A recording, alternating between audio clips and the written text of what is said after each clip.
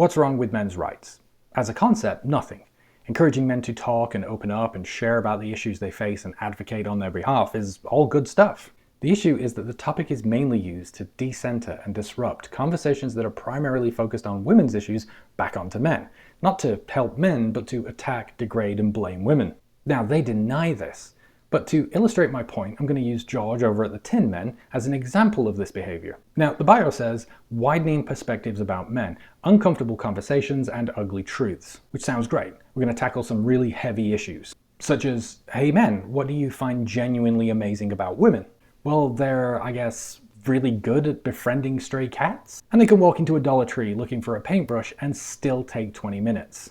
But it's not just the overt misogyny that's problematic. Take a recent post that he did about male self-deletion, arguing that advocacy on the topic hasn't really taken an in-depth look at the causes, with a shout-out ridiculing what's seen as an overuse of the term toxic masculinity, and calling out what George sees as a double standard.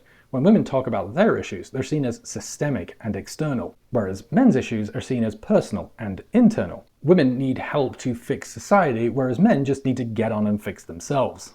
Now, this is a topic that George talks about a lot and has worked alongside Susanna Bennett, a PhD student working at Glasgow's research lab dedicated to researching self-deletion, using his platform to both assist Bennett's research and to promote her work. In fact, George quoted and referenced a paper that Bennett and her team authored last year, a comprehensive meta-synthesis that looked at over 2 decades of research to identify the major risk factors to male self-deletion.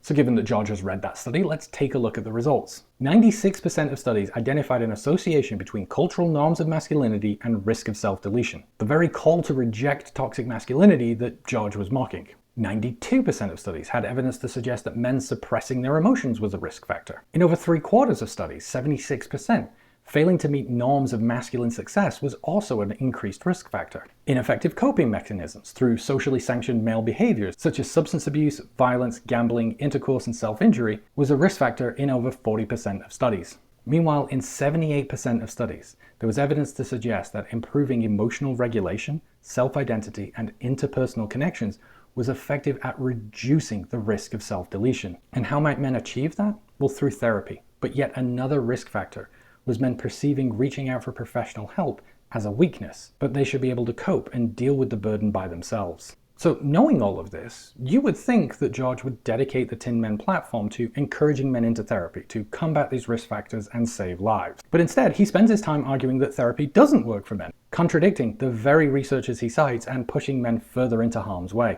And this, in a nutshell, is the problem with men's rights. The topic is used to suck up all the oxygen in the room to talk about men's problems, but never the solutions. This study, like the many I've talked about before on this page, reiterate that harmful masculine norms are the root cause. The reason it is largely seen as an internal issue for men is because it is largely an internal issue for men, driven by cultural norms and expectations and a deep need to fulfill those badly fitting expectations. This study specifically calls out the importance of recognizing how all genders may perpetuate adherence to masculine norms that are potentially harmful to men.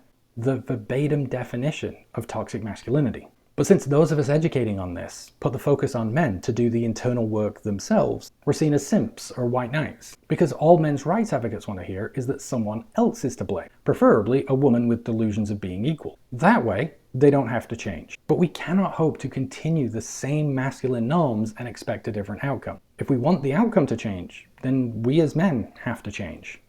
Adapt to survive.